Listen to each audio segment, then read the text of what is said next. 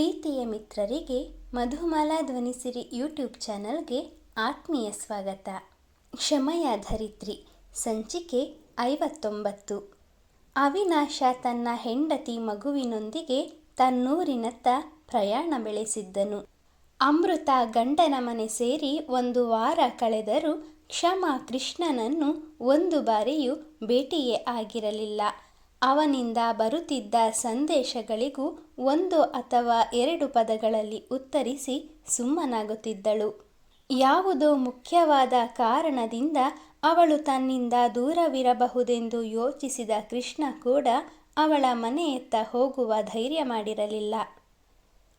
ಇದ್ಯಾವುದರ ಚಿತ್ರ ಬಿಡಿಸ್ತಾ ಇದ್ದೀರಿ? ಹಿಂಬದಿಯಿಂದ ಬಂದ ಮಧುರವಾದ ಧ್ವನಿ ಕೃಷ್ಣನ ಮನದಲ್ಲಿ ಅಲೆಗಳ ತರಂಗವನ್ನೇ ಸೃಷ್ಟಿಸಿತು. ಬಹಳ ದಿನಗಳ ನಂತರ ಕ್ಷಮಾಳನ್ನು ಕಾಣುತ್ತಿದ್ದವನ ಕಣ್ಣುಗಳು ಪುನೀತವಾದವು. ಅಬ್ಬಾ, ಅಂತೂ ಇಂತೂ ಬಹಳ ದಿನಗಳ ನಂತರ ಕಂಠಶ್ರೀಯವರ ದರ್ಶನವಾಯಿತು. ಕೈಯಲ್ಲಿ ಹಿಡಿದಿದ್ದ ಚಿತ್ರಪಟವನ್ನು ಬಂಡೆಯ ಮೇಲಿರಿಸಿ ಅವಳನ್ನು ಸಹ ಕುಳಿತುಕೊಳ್ಳುವಂತೆ ಕೈ ಸನ್ನೆ ಮಾಡಿದನು. ನನಗೂ ನಿಮ್ಮನ್ನು ಬಹಳ ದಿನಗಳಿಂದ ನೋಡದೆ ಮನಸ್ಸಿಗೆ ಸಮಾಧಾನವಿರಲಿಲ್ಲ. ಮಾತನಾಡುತ್ತಲೇ ಅವನಿಂದ ಸ್ವಲ್ಪ ದೂರದಲ್ಲಿ ಕುಳಿತಳು. ನನಗೂ ಅಷ್ಟೇ, ನಿಮ್ಮನ್ನು ಯಾವಾಗ ನೋಡ್ತೀನೋ ಅನ್ನಿಸ್ಬಿಟ್ಟಿತ್ತು. ನೀವು ಬ್ಯುಸಿ ಇರ್ಬೋದು, ಹಾಗಾಗಿ ಇತ್ತ ಕಡೆ ಬರ್ತಾ ಇಲ್ಲ. ನನ್ನಿಂದ ನಿಮ್ಗ್ಯಾಕೆ ತೊಂದರೆ ಅಂತ ನಾನು ಕೂಡ ನಿಮ್ಮ ಮನೆಗೆ ಬರಲಿಲ್ಲ. ಕ್ಷಮಾ ಏನು ಮಾತನಾಡದೆ ದಿಗಂತವನ್ನೇ ದಿಟ್ಟಿಸುತ್ತಾ ಕುಳಿತಿದ್ದಳು. ತನ್ನ ಮಾತುಗಳನ್ನು ಕೇಳುತ್ತಾ ಅವಳ ಮುಖದ ಬದಲಾವಣೆಯನ್ನು ಗಮನಿಸಿದ ಕೃಷ್ಣ, ಏನಾಯಿತು, ಯಾಕೆ ಸಪ್ಪಗಿದ್ದೀರಾ ಎಂದು ಕಾಳಜಿ ವ್ಯಕ್ತಪಡಿಸಿದನು. ಏನೂ ಗೊತ್ತಿಲ್ಲ ಕೃಷ್ಣ, ನಾನು ನನ್ನ ತಂಗಿಯ ಮಗುವನ್ನು ಇಷ್ಟೊಂದು ಹಚ್ಚಿಕೊಂಡಿದ್ದೇನೆ ಅಂತ ನನಗೆ ತಿಳಿದೇ ಇರಲಿಲ್ಲ. ಆ ಮಗು ನನ್ನ ಜೊತೆಗೆ ಇದ್ದಾಗ ನನಗೆ ಬೇರೇನೂ ಬೇಡವಾಗಿತ್ತು.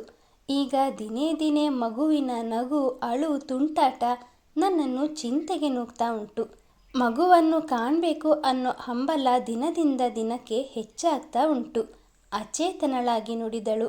ಅಷ್ಟೇನಾ? ಅದಕ್ಕೆ ಇಷ್ಟೊಂದು ಕೊರಗ್ತಾ ಇದ್ದೀರಾ? ಅವರ ಅಡ್ರೆಸ್ ಇದ್ದರೆ ನೀವೇ ಒಂದು ಗಳಿಗೆ ಅವರನ್ನು ನೋಡ್ಕೊಂಡು ಬರ್ಬೋದಲ್ಲ. ಇಲ್ಲ, ನನ್ನ ಬಳಿ ಅವರ ವಿಳಾಸವಿಲ್ಲ. ಅವರು ಹೊರಟು ನಿಂತಾಗ ಕೇಳಿದೆ, ಆದರೆ ಹೊರಡುವ ಗಡಿಬಿಡಿಯಲ್ಲಿ ಅವರು ಮರೆತರು. ನನಗೂ ನೆನಪಾಗಲಿಲ್ಲ. ಕ್ಷಮಾಳಿಗೆ ಮಗುವನ್ನು ನೋಡಬೇಕೆಂಬ ಬಯಕೆ ಎಷ್ಟರ ಮಟ್ಟಿಗಿದೆ ಎಂಬುದು ಅವಳ ಮಾತಿನಿಂದಲೇ ತಿಳಿಯುತ್ತಿತ್ತು.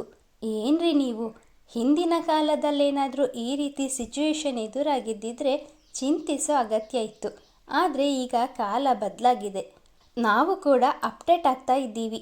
ಈಗಂತೂ ಒಂದು ಮನೆಯಲ್ಲಿ 4 ಜನ ಇದ್ದಾರೆ ಅಂದರೆ ಅಟ್ಲೀಸ್ಟ್ 2-3 ಮೊಬೈಲ್ ಫೋನ್ ಇದ್ದೇ ಇರುತ್ತೆ.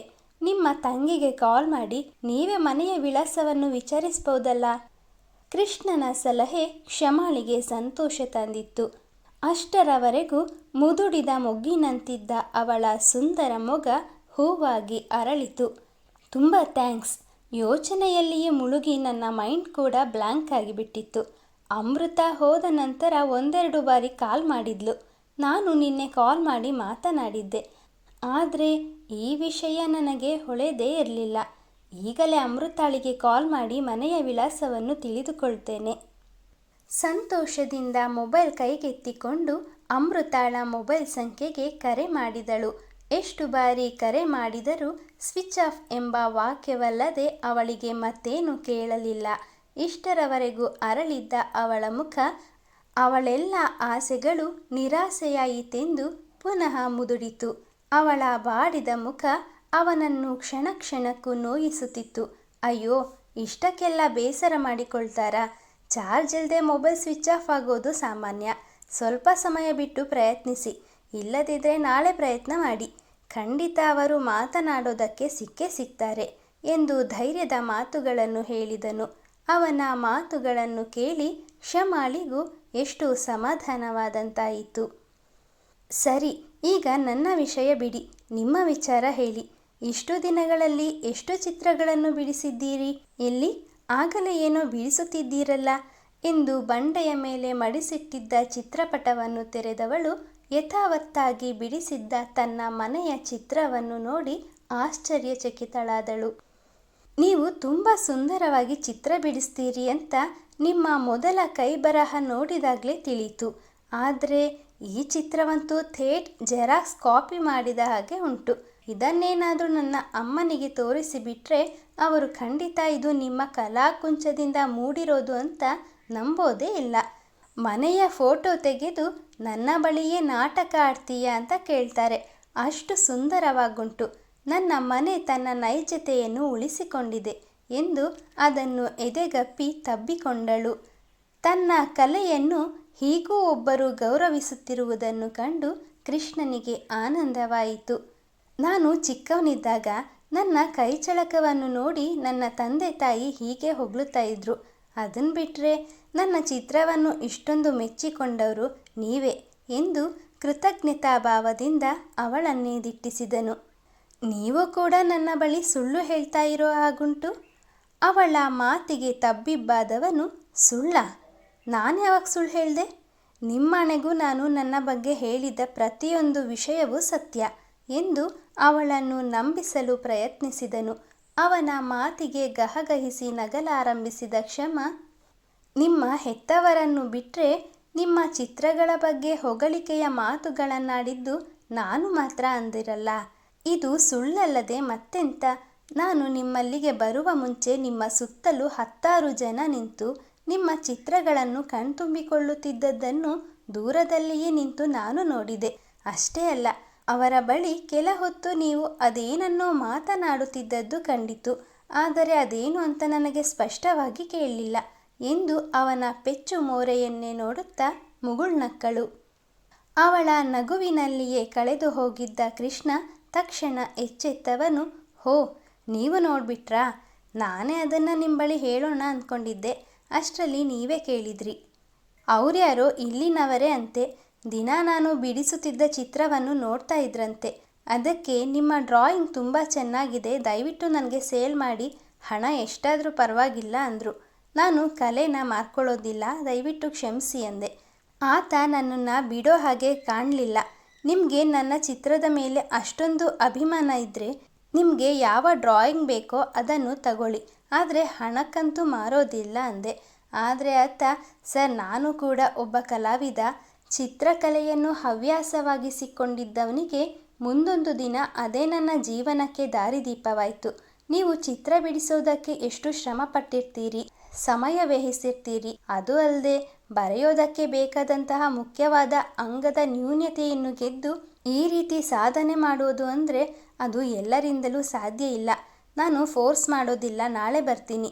ನಿಮ್ಮ ಮನಸ್ಸು ಬದಲಾಯಿಸಿದರೆ ನಿಮ್ಮ ಬಳಿ ಇರೋ ಫಾರೆಸ್ಟ್ ಡ್ರಾಯಿಂಗ್ ನನಗೆ ಮೀಸಲಿಡಿ ಅಂತ ಹೇಳಿ ಅವರು ಅತ್ತ ಹೋದರು, ನೀವು ಇತ್ತ ಬಂದ್ರಿ ಎಂದು ನಡೆದ ಘಟನೆಯನ್ನು ಸಂಕ್ಷಿಪ್ತವಾಗಿ ವಿವರಿಸಿದನು. ಕೆಲ ಕ್ಷಣ ಏನನ್ನು ಯೋಚಿಸಿದ ಕ್ಷಮ, ಆತ ಹೇಳಿದ್ರಲ್ಲೂ ವಿಷಯ ಉಂಟು. ಇಷ್ಟೆಲ್ಲ ಚಿತ್ರಗಳನ್ನು ಬಿಡಿಸಿ ಒಂದೆಡೆ ಗುಡ್ಡೆ ಹಾಕೋದಕ್ಕಿಂತ ಕಲಾಪ್ರಿಯರಿಗೆ ನೀಡಿದರೆ ನೀವು ಕಷ್ಟಪಟ್ಟು ಚಿತ್ರ ಬಿಡಿಸಿದ್ದಕ್ಕೂ ಸಾರ್ಥಕ ಅನ್ನೋದು ನನ್ನ ಭಾವನೆ. ನಿಮಗೆ ಹಣ ತೆಗೆದುಕೊಳ್ಳಿಕ್ಕೆ ಇಷ್ಟವಿಲ್ಲದಿದ್ದರೆ ಬೇಡ. ನಿಮ್ಮ ಚಿತ್ರಗಳನ್ನು ಮೆಚ್ಚಿ ಅವರು ಮನಸಾರೆ ಎಷ್ಟು ಹಣ ಕೊಡ್ತಾರೋ ಅದನ್ನು ಕಾಣಿಕೆಯ ರೂಪದಲ್ಲಿ ಪ್ರೀತಿಯಿಂದ ಸ್ವೀಕರಿಸಿ ಎಂದು ಸಲಹೆ ನೀಡಿದಳು. ಕೃಷ್ಣನಿಗೂ ಅವಳ ಮಾತು ಹಿಡಿಸಿತು. ನನ್ನ ಪ್ರಾಬ್ಲಮನ್ನು ಇಷ್ಟು ಬೇಗ ಸಾಲ್ವ್ ಮಾಡ್ತೀರಾ ಅಂತ ಅಂದುಕೊಂಡಿರಲಿಲ್ಲ ಎಂದು ಧನ್ಯವಾದ ತಿಳಿಸಿದನು. ಅವಳು ಬಂದಾಗಿನಿಂದ ಏನನ್ನು ಹೇಳಲು ತವಕಿಸುತ್ತಿದ್ದವನಿಗೆ ತನ್ನೊಳಗಿನ ಮಾತನ್ನು ಹೇಗೆ ಪ್ರಾರಂಭಿಸಬೇಕೋ ತಿಳಿಯಲಿಲ್ಲ. ಇಬ್ಬರ ನಡುವೆ ಕ್ಷಣಕಾಲ ಮೌನವೇ ಆವರಿಸಿತ್ತು. ಮೌನವನ್ನು ಹೊಡೆದೋಡಿಸುವಂತೆ ಪುನಃ ಮಾತು ಪ್ರಾರಂಭಿಸಿದ ಕೃಷ್ಣ, ಅದು ನಾನು ನಿಮ್ಮ ಬಳಿ ಬಹಳ ದಿನಗಳಿಂದ ಏನನ್ನೋ ಕೇಳಬೇಕು ಅಂದ್ಕೊಂಡಿದ್ದೀನಿ ಎಂದನು. ಅವನ ಧ್ವನಿ ಇದ್ದಕ್ಕಿದ್ದಂತೆ ಕ್ಷೀಣಿಸಿದ್ದು ಕ್ಷಮಾಳ ಅರಿವಿಗೂ ಬಂದಿತ್ತು. ಕೇಳಿ ಎಂತ? ಅನುಮಾನಯುಕ್ತವಾದ ಕಣ್ಣುಗಳು ಅವನತ್ತವೇ ನೆಟ್ಟಿತ್ತು. ಅದು ಹೇಗೆ ಕೇಳಬೇಕೋ ತಿಳಿತಾ ಇಲ್ಲ. ನಾನು ಕೇಳಬೇಕು ಅಂದ್ಕೊಂಡಿರೋದು ನಿಮ್ಮ ವೈಯಕ್ತಿಕ ವಿಚಾರ. ಕ್ಷಣ ಮಾತ್ರವೂ ಯೋಚಿಸದ ಕ್ಷಮ, ನಾವಿಬ್ಬರು ಸ್ನೇಹಿತರು ಅಂದಮೇಲೆ ನಮ್ಮ ನಡುವೆ ವೈಯಕ್ತಿಕ ಅನ್ನೋ ರೇಖೆ ಅಡ್ಡಿ ಬರೋದಿಲ್ಲ ಅಂದುಕೊಳ್ತೇನೆ, ಸಹಜವಾಗಿ ನುಡಿದಳು. ನೀವು ಇಷ್ಟು ಹೇಳಿದ ಮೇಲೆ ಕೇಳೋ ಧೈರ್ಯ ಮಾಡ್ತೀನಿ ಎಂದವನು ಮನದಲ್ಲಿ ಮೂಡಿದ್ದ ಪ್ರಶ್ನೆಗಳನ್ನು ಒಂದೊಂದಾಗಿ ಅವಳ ಮುಂದಿಡುವ ಪ್ರಯತ್ನ ಮಾಡಿದನು. ನಿಮ್ಮ ತಂಗಿಗೂ ನಿಮಗೂ ಸುಮಾರು 7-8 ವರ್ಷಗಳ ಅಂತರ ಇರ್ಬೋದು. ಆದರೆ ನಿಮ್ಮ ಮದುವೆಗೆ ಮುಂಚೆ ಅವರ ಮದುವೆ ಹೇಗೆ? ವಿದೇಶದಲ್ಲಿ ಇದೆಲ್ಲ ಕಾಮನ್, ಆದರೆ ನಮ್ಮ ಭಾರತೀಯ ಸಂಸ್ಕೃತಿಯಲ್ಲಿ ಅದು ಕೂಡ ಶ್ಯಾಮಲಾ ಅಮ್ಮನಂಥವರು ಇರೋ ಮನೆಯಲ್ಲಿ ಈ ರೀತಿ ನಡೆದಿದೆ ಅಂದರೆ ಇದಕ್ಕೇನಾದರೂ ಬಲವಾದ ಕಾರಣವೇ ಇರಬೇಕು. ನಾನವತ್ತು ನಿಮ್ಮ ಮನೆಗೆ ಮೊದಲ ಬಾರಿಗೆ ಬಂದಾಗಲೇ ನಿಮ್ಮ ಬಳಿ ಈ ಪ್ರಶ್ನೆನ ಕೇಳೋಣ ಅಂದ್ಕೊಂಡಿದ್ದೆ. ಆದರೆ ಅದು ಸಮಯವಲ್ಲ ಅಂತ ಸುಮ್ಮನಾದೆ. ಕೃಷ್ಣ ಸುತ್ತಿ ಬಳಸಿ ಮಾತನಾಡದೆ ತಾನು ಕೇಳಬೇಕೆಂದಿರುವ ಪ್ರಶ್ನೆಯನ್ನು ಅವಳ ಮುಂದಿಟ್ಟನು. ಅವನ ಸ್ನೇಹವನ್ನು ಮನಸಾರೆ ಒಪ್ಪಿಕೊಂಡಿದ್ದ ಕ್ಷಮಾಳಿಗೆ ಅವನಿಂದ ಯಾವ ವಿಚಾರವನ್ನು ಮುಚ್ಚಿಡಬೇಕೆನಿಸಲಿಲ್ಲ. ನಿಮ್ಮ ಮಾತು ನಿಜ. ನಮ್ಮ ಭಾರತೀಯ ಸಂಸ್ಕೃತಿಯಲ್ಲಿ ಹಿರಿಯ ಮಗಳಿರುವಾಗ ಕಿರಿಯವಳಿಗೆ ಯಾರೂ ಕೂಡ ಉದ್ದೇಶಪೂರ್ವಕವಾಗಿ ಮದುವೆ ಮಾಡುವುದಿಲ್ಲ ಎಂದು ವಿಷಾದದಿಂದ ನುಡಿದಳು. ಅಂದರೆ ನಿಮ್ಮ ಮಾತಿನ ಅರ್ಥ? ಆ ಉದ್ದೇಶ ಏನು ಅಂತ ಕೇಳ್ಬೋದಾ? ಖಂಡಿತ ಕೇಳ್ಬೋದು. ನಾನು ಯಾರು ಅಂತಲೇ ತಿಳಿಯದೆ ನೀವು ನಿಮ್ಮೆಲ್ಲ ವೈಯಕ್ತಿಕ ವಿಚಾರವನ್ನು ನನ್ನ ಬಳಿ ಹಂಚಿಕೊಂಡ್ಮೇಲೆ ನಾನು ಕೂಡ ನನ್ನ ವೈಯಕ್ತಿಕ ವಿಚಾರಗಳನ್ನು ನಿಮ್ಮ ಬಳಿ ಹೇಳಿಕೊಳ್ಳೋದು ತಪ್ಪಲ್ಲ ಅನ್ನಿಸ್ತದೆ. ಬಹುತೇಕ ಹೆಣ್ಣು ಮಕ್ಕಳಿಗಿರುವಂತೆ ನನಗೆ ಮದುವೆಯ ಬಗೆಗೆ ಯಾವ ಕನಸುಗಳಾಗಲಿ ಆಸೆಗಳಾಗಲಿ ಇರಲಿಲ್ಲ. ಬದಲಾಗಿ ಚೆನ್ನಾಗಿ ಓದಿ ನನ್ನ ಕಾಲ ಮೇಲೆ ನಾನು ನಿಂತುಕೊಳ್ಬೇಕು ಅನ್ನೋ ತುಡಿತದಲ್ಲಿದ್ದೆ. ಆದರೆ ವಿಧಿಯ ಆಟವೇ ಬೇರೆಯಾಗಿತ್ತು. ಆವತ್ತಿನ ಅಪಘಾತದಲ್ಲಿ ನನ್ನ ತಂದೆ 2 ಕಾಲುಗಳನ್ನು ಕಳೆದುಕೊಂಡು ಹಾಸಿಗೆ ಹಿಡಿದ ನಂತರ ಮನೆಯ ಜವಾಬ್ದಾರಿಯೆಲ್ಲ ನನ್ನ ಮೇಲೆಯೇ ಬಿತ್ತು. ಅದಕ್ಕಾಗಿ ಒಂದು ಶಾಲೆಯಲ್ಲಿ ಶಿಕ್ಷಕಿಯಾಗಿ ಸೇರಿಕೊಂಡೆ. ಅಲ್ಲಿಯೇ ನನಗೆ ಪರಿಚಯವಾದದ್ದು ಅವಿನಾಶ್. ನಿರ್ಭಾವುಕಳಾಗಿ ನುಡಿದಳು. ಯಾರು ಈ ಅವಿನಾಶ್? ನೀವು ಪ್ರೀತಿಸ್ತಾ ಇದ್ದ ಹುಡುಗನೋ ಅಥವಾ ನಿಮ್ಮ ಫಿಯಾನ್ಸಿನೋ ಎಂದು ಕೇಳುವಾಗ ಕೃಷ್ಣನ ಗಂಟಲು ಉಬ್ಬಿತು.